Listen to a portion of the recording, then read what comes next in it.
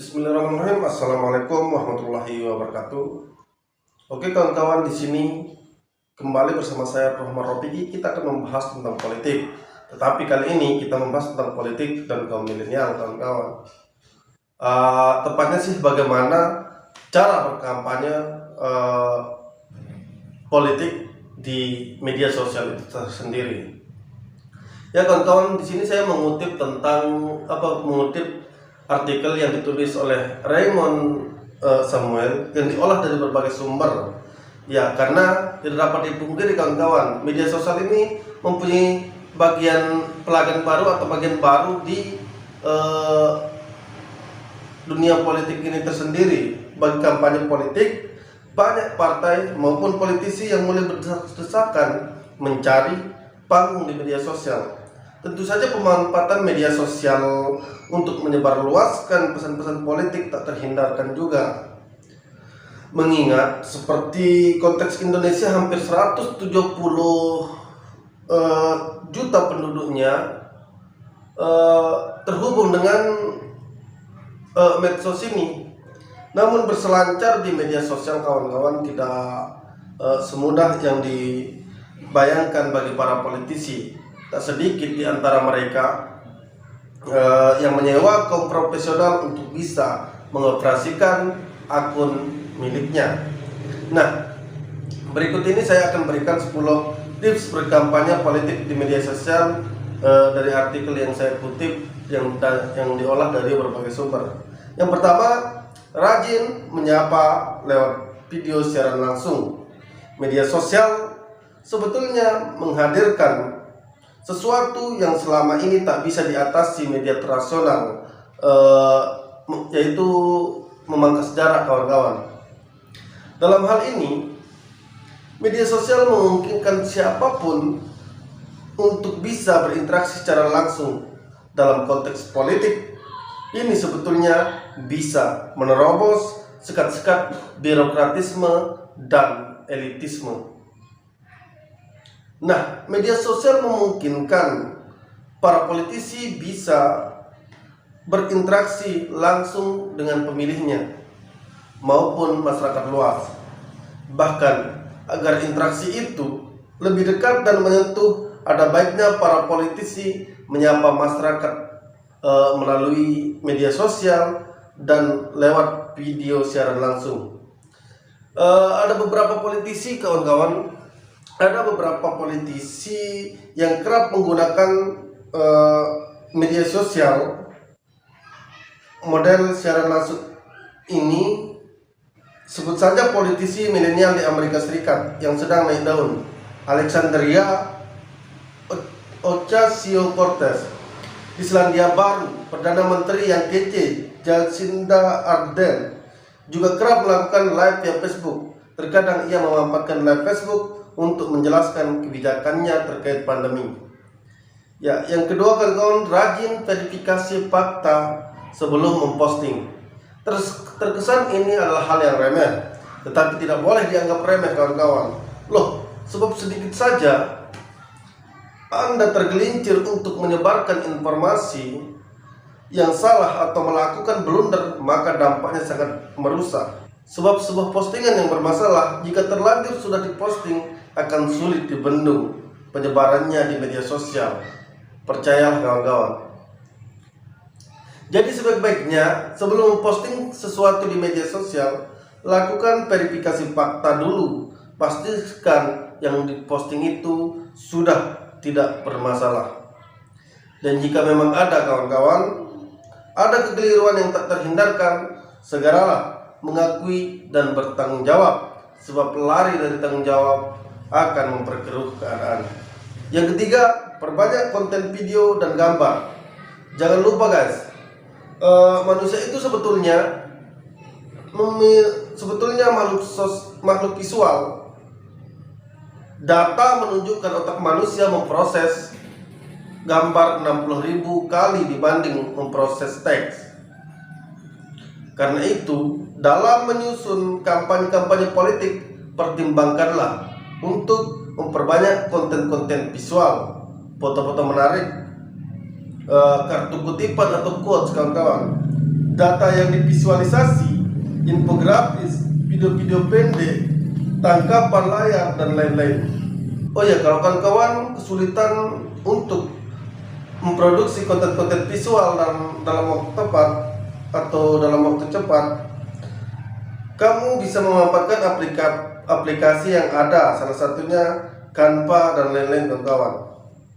Yang keempat, ingat, tidak semua orang suka politik.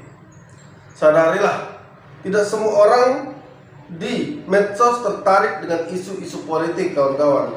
Karena itu, agar orang-orang yang tidak politis tetap mengikuti akunmu, sesekali selipkan postingan-postingan yang tak melulu politik.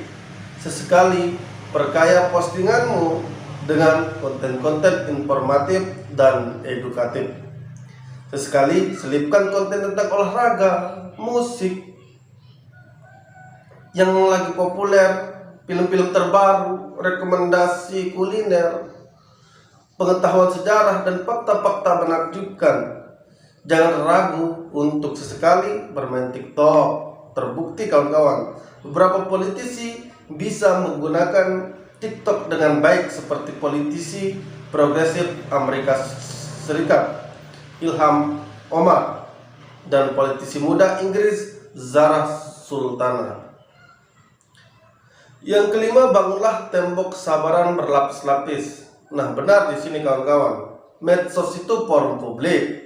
Ada aneka manusia berkumpul di sana, beragam pikiran, karakter, motivasi, hingga beban persoalan yang dihadapi. Apalagi tidak semua orang senang dengan politik kita. Ada hater yang setiap saat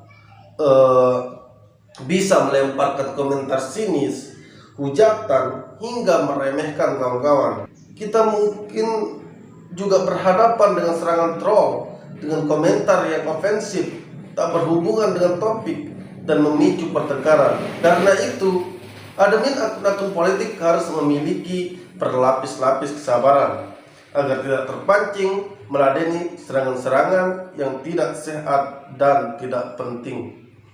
Selanjutnya, kawan-kawan, rajin berinteraksi dengan followers. Anggaplah seorang berbicara denganmu, tetapi kamu mengabaikannya. Tentu saja hal itu sedikit mengecewakan bagi orang-orang tersebut. Terkadang akun-akun politik di media sosial perlu juga rendah hati untuk merespon pertanyaan atau komentar-komentar penting di beranda mereka. Di Indonesia, kawan-kawan, tahun 2018 lalu pernah ada survei terhadap akun-akun pejabat tinggi negara dan kepala daerah di Twitter. Hasilnya, dari ribuan akun politisi, itu hanya berseratusan yang mau berinteraksi. Itu pun sebagian hanya berinteraksi ala kadarnya. Yang ketujuh, kawan-kawan, sering mengajukan tanya jawab. Metode tanya jawab terkadang berguna untuk meningkatkan interaksi di media sosial. Secara politik, ini menunjukkan bahwa seorang politisi bersedia untuk mendengar. Di beberapa platform media sosial seperti Twitter dan Stories, Instagram, disediakan fasilitas jejak pendapat. Sering-seringlah menggunakan fasilitas itu untuk mengetahui respon dan sikap publik, terutama pengikutmu di media sosial terkait isu-isu tertentu. Ya, selanjutnya, storytelling lebih baik dari angka-angka statistik. Sebuah studi dari Profesor Jennifer Acker dari Universitas Stanford menemukan, kawan-kawan, hanya 5% dari mahasiswa yang ia teliti dapat mengingat angka-angka statistik, sementara 63% mahasiswa justru dapat mengingat cerita.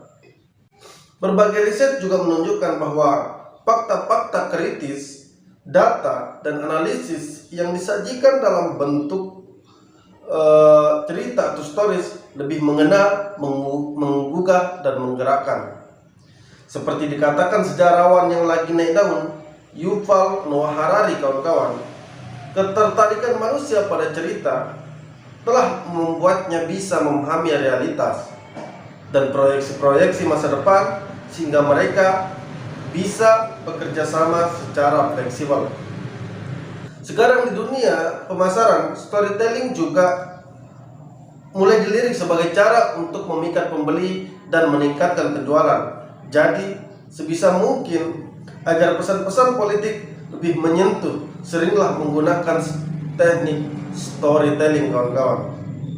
Selanjutnya, yang kesembilan, jangan sampai terjadi sehari mengudara 3 bulan menghilang.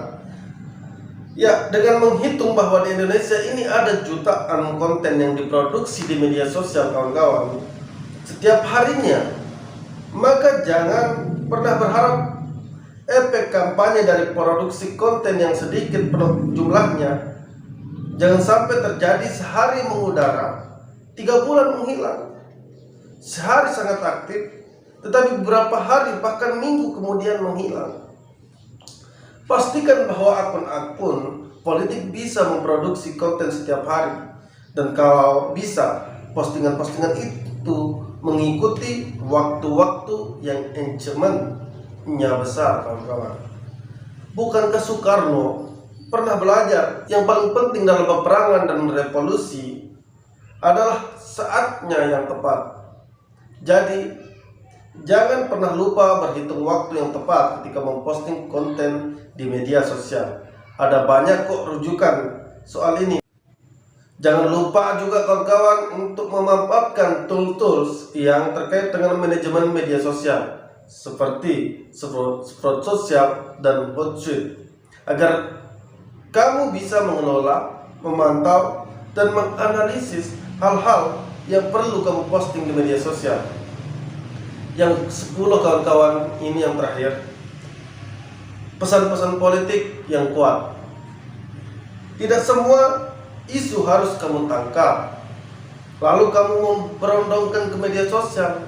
Pilihlah isu-isu yang relevan, yang menarik perhatian banyak orang, lalu terjemahkan ke dalam pesan-pesan yang kuat. Usahakan dalam menyusun pesan-pesan politik, pilihlah kata-kata yang kuat. Pastikan pesan-pesan yang kamu sampaikan, entah teks maupun suara atau audio, kawan-kawan, banyak yang bisa di-quote oleh audiens. Oke, segitu dulu tips dari saya, kawan-kawan.